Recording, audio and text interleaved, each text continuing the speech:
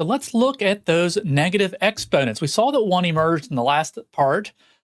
Let's explore this just with this one example here, 5 squared over 5 to the 6th. So when we just subtract the exponents, what happens? We get 5 to the 2 minus 6, which is just 5 to the negative 4. So what does that mean? So let's expand both the numerator and denominator here. So let me go ahead and rewrite this. So 5 squared over 5 to the 6th.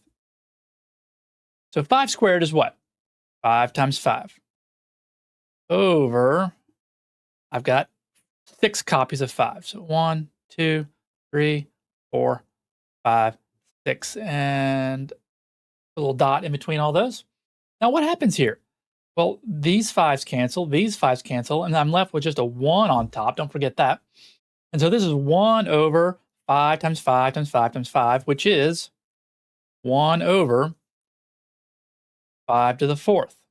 Okay, so this expression is equal to 1 over 5 to the 4th, and it's also equal to, based on our property, 5 to the negative 4th. So that tells us that these two are equal. 5 to the negative 4 equals 1 over 5 to the 4th.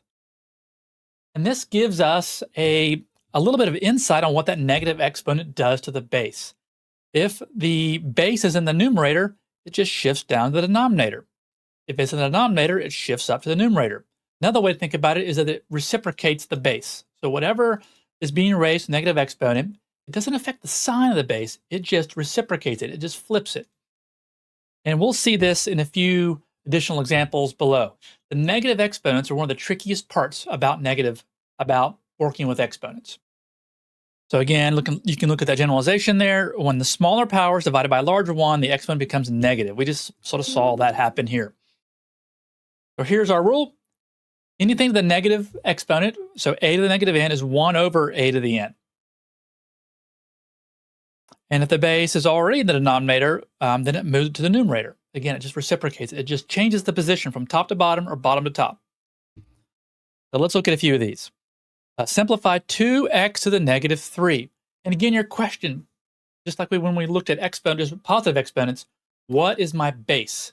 So what is the base in this problem? What is being raised to the negative exponent? Well, the only part being raised to the negative exponent is the x in this case. So it's the only part that's going to switch. So the 2 stays right where it is, and then that x goes to the denominator, and it changes the sign of the exponent. How about this next one? So again, your question is, what is being raised to the negative exponent? And it's the only one that moves. It's going to move from top to bottom or bottom to top. In this case, they're both in the numerator. So the 4 does not have a negative exponent, does it? It just sort of sitting there. So it's going to stay where it is. Now, how about the a to the negative 2? It is negative, so I'm going to move it down to the denominator as well as the b. And once I move it, it changes the sign of the exponent. All right, how about this one here? We have m negative 2 n cubed, all that squared. So you've got a couple options here, and it doesn't usually matter which one you do first. I'll go ahead and apply this 2. I'll square all these. So recall from an earlier lesson, we're going to multiply these powers together. So this is going to be m to the negative 4, n to the 6th. And we generally will write these with positive exponents. Not every time, but in this class, almost always. So here, we're going to say, what is being raised to a negative exponent? Well, just this m. It's the only base that has a negative exponent, right? So it's the only one that's going to move. So n to the 6th stays right where it is, and then my m to the 4th goes to the denominator.